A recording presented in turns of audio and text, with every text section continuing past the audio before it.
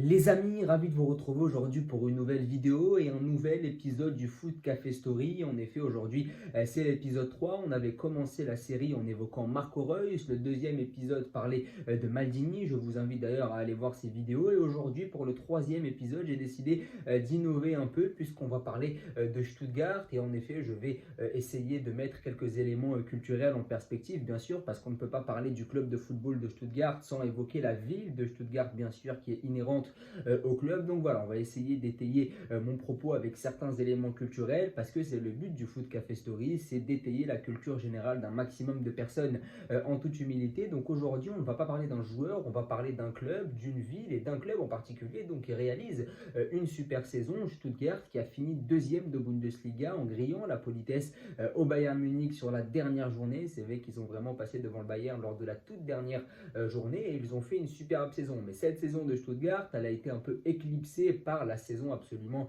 historique du Bayer Leverkusen qui a remporté la première Bundesliga de son histoire. Donc c'est vrai que la réussite insolente des hommes de Xabi Alonso a un peu éclipsé le superbe travail des coéquipiers de Serhou Guirassy. Mais avant de parler de Stuttgart, il convient de parler de la ville de Stuttgart qui est tout de même la sixième ville allemande. Donc c'est quand même une agglomération assez élargie. C'est quand même une grande ville allemande. Et puis Stuttgart, c'est une ville qui est connue comme le berceau de l'automobile. C'est vrai qu'au 19e siècle, on a développé l'automobile à Stuttgart, ce qui a fait que la population a évidemment doublé, parce que les conditions de vie étaient bien sûr meilleures, et on la surnomme un peu le berceau de l'automobile. D'ailleurs, ce qui est un peu paradoxal avec ce surnom, c'est que lorsque les touristes se rendent à Stuttgart, ils sont très étonnés de voir des vallées, des parcs, de voir vraiment pas mal d'espaces verts. D'ailleurs, l'Allemagne s'est engagée à avoir beaucoup plus d'espaces verts dans sa politique écologiste, et ça, il faut le louer bien sûr, mais c'est vrai que beaucoup sont surpris de voir énormément de vallées, de parcs dans la ville que l'on surnomme paradoxalement le berceau de l'automobile. On l'appelle aussi la métropole Souabe, parce que là-bas on parle le Souabe,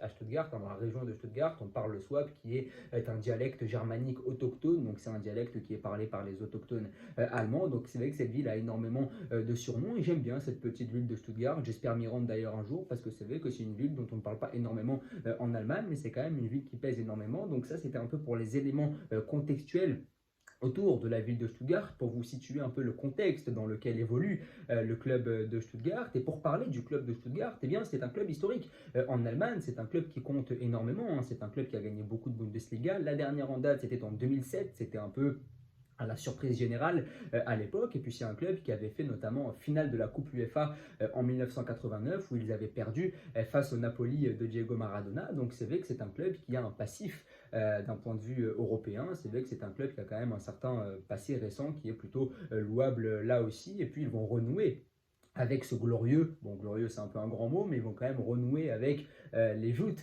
du passé européen, puisqu'ils vont disputer la Ligue des Champions la saison prochaine. Donc c'est vrai que ce club de Stuttgart est un club plutôt historique, c'est un club évidemment qui passe derrière le Bayern Munich, Mönchengladbach, Dortmund. Ce n'est pas le premier club que l'on cite lorsque l'on parle du football allemand, mais c'est quand même un club qui pèse, c'est quand même la sixième agglomération allemande. Donc c'est étonnant de voir cette équipe évidemment deuxième de Bundesliga, mais pas tant que ça quand on connaît l'importance de la ville et quand on connaît le passif du club, notamment en Coupe d'Europe. J'évoquais la Coupe UEFA 89, j'évoquais aussi la participation à la Ligue des Champions en 2008. Donc c'est un club qui a un certain passif, ça n'est pas un novice, et ils n'ont pas la réputation de loser que peut avoir Leverkusen par exemple, qui est bien plus raillé en Allemagne que Stuttgart. Stuttgart est un club qui historiquement est bien plus respecté qu'un Leverkusen par exemple, même si Leverkusen a un peu inversé la tendance cette saison. Et donc si on devait parler du club, de l'équipe de Stuttgart aujourd'hui, version 2023-2024, alors est-ce que c'est la meilleure équipe de l'histoire de Stuttgart? Je pense que oui, parce que finir deuxième de Bundesliga, c'est quand même très intéressant, et avec un vivier de joueurs allemands très fort. Et moi, j'y tiens énormément à ça. Je suis quelqu'un de très traditionnel. J'aime quand dans les clubs français, il y a énormément de Français. J'aime quand dans les clubs allemands, il y a énormément d'Allemands.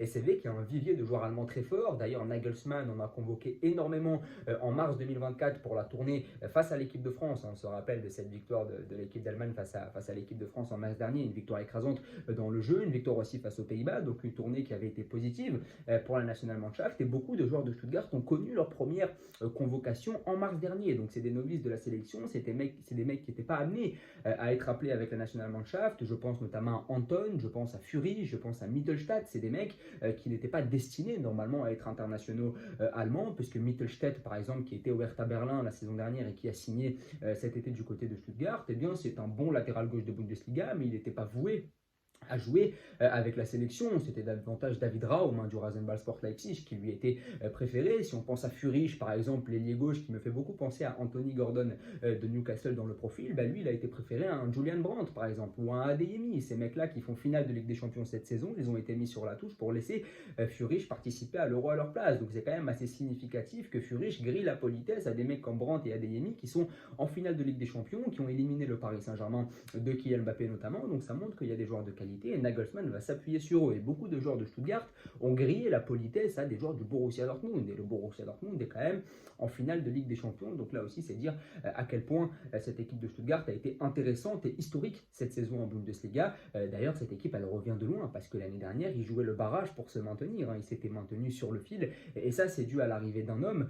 On a parlé du vivier de joueurs allemands très très forts. Évidemment, je pense qu'il en faut, mais il faut aussi parler du coach, Sebastian Hoeneß, jeune coach de 42 ans, qui avait officié chez les jeunes du Bayern Munich il y a de cela quelques années. C'est vrai qu'il était du côté d'Offenheim avant d'arriver à Stuttgart. Avec Offenheim, il a fait 2 saisons où il a fini respectivement 9e et 11e. Sans être transcendant, il a quand même réussi à faire ses gammes du côté de la Bundesliga. Et là, avec cette saison absolument dingue, il va commencer à attiser les convoitises. Évidemment, le Bayern Munich, quand il y a des clubs qui vont mal en Bundesliga ou quand il y a des clubs qui cherche à vendre ou quand il y a des clubs, quand il y a des Allemands qui traînent, eh bien le Bayern Munich n'est jamais très loin. Il y a le Bayern Munich qui est sur lui, il y a Chelsea également puisque Pochettino a quitté le club il y a quelques jours, donc Eunès pourrait évidemment s'engager à Chelsea ou au Bayern Munich, mais pour l'instant il dit que son avenir le lie à Stuttgart, donc on verra, mais en tout cas c'est un technicien qui a des idées, c'est un technicien qui montre de belles choses et qui est évidemment sur cette tradition de coach allemand très performant. Voilà, pour moi les Allemands c'est clairement les boss du coaching, hein, Tuchel, Klopp,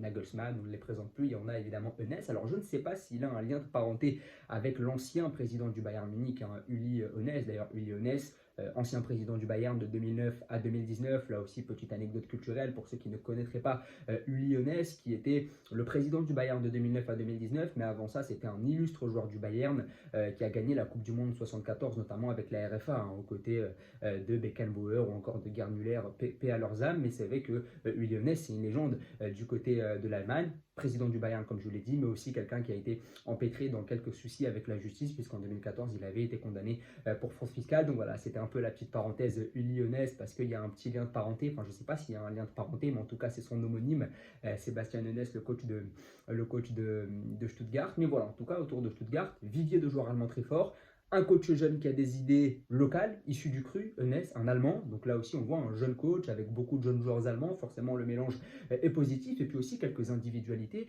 de grande qualité. Guirassy. Alors Guirassy, on le voyait jouer à Amiens, on le voyait jouer à Rennes en Ligue 1.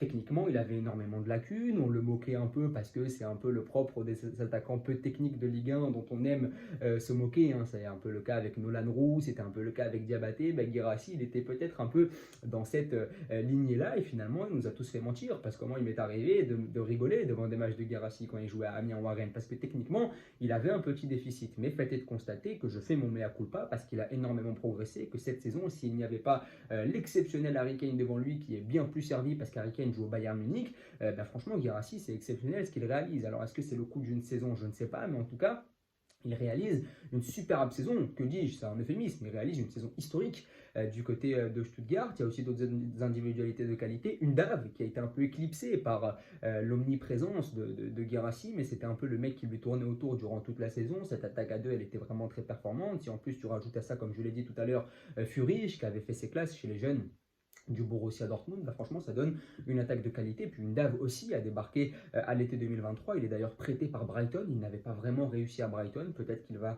y repartir cet été parce que la première ligue est bien plus attrayante que la Bundesliga, mais voilà, ça donne un cocktail de joueurs de qualité. Guirassy qui n'était pas forcément toujours en réussite du côté de Rennes, Undav qui n'était pas en réussite du côté de Brighton, mais ils ont réussi à se relancer à Stuttgart. Et puis il y a des petits joueurs de Bundesliga de qualité, des mecs qui n'iront pas plus haut, mais des mecs sur lesquels tu peux compter pour construire un bon collectif, comme Karazor, comme Stiller, qui sont des mecs qui ont été respectivement formés au Bayern Munich et au Borussia Dortmund. Il y a le jeune Ito aussi en défense, hein, qui a été recruté directement du Japon il y a de cela quelques années qui progresse tout doucement. Il fait partie de cette génération de joueurs japonais de grands talents. Il y a Nubel aussi qui a été énormément critiqué du côté de Monaco. Moi, des fois, je regardais les matchs de Monaco et je me disais, mais si Nubel joue à l'Olympique de Marseille, ça ferait belle lurette qu'il aurait craqué mentalement parce que tout ce qu'il a pris dans la gueule, et à juste titre, hein, des fois, parce que c'est vrai qu'il n'était pas suffisamment performant, bah, c'est vrai que Nubel, il a surpris tout son monde parce que cette saison, il a réalisé une super année avec Stuttgart et je pense qu'il sera le successeur de Neuer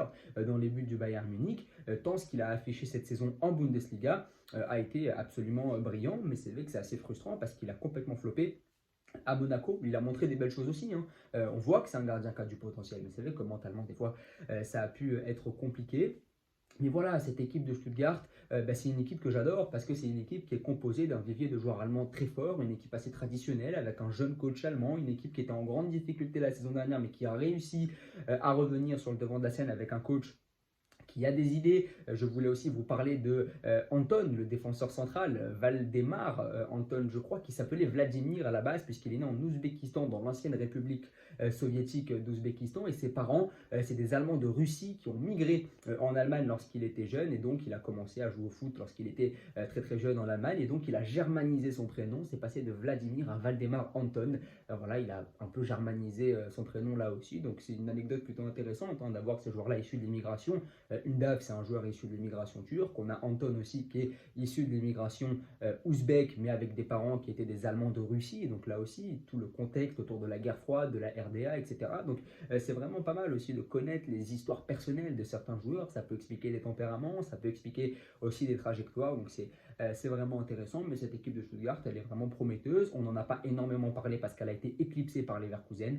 Mais faites de constater que c'est quand même une belle équipe. Et j'espère que ça va durer l'année prochaine, même si ça m'étonnerait qu'ils conservent tous leurs joueurs. Je pense qu'Unda va retourner à Brighton. Je pense que Mittelstadt, qui sera sûrement titulaire à l'Euro avec l'Allemagne, va attiser les convoitises. J'espère qu'ils vont réussir à garder un maximum de joueurs, mais ça me paraît quand même assez compliqué. En tout cas, n'hésitez pas à me dire ce que vous avez pensé de cette vidéo sur Stuttgart. On a essayé d'incorporer des éléments culturels. On a parlé de la ville de Stuttgart, on a parlé de l'histoire du club de Stuttgart et de son importance dans le football allemand. On a parlé des joueurs qui composent aujourd'hui l'équipe de Stuttgart, vivier de joueurs allemands très forts, coach jeune qui a des idées, qui sera sûrement convoité, saison historique, ils ont fini deuxième derrière Leverkusen.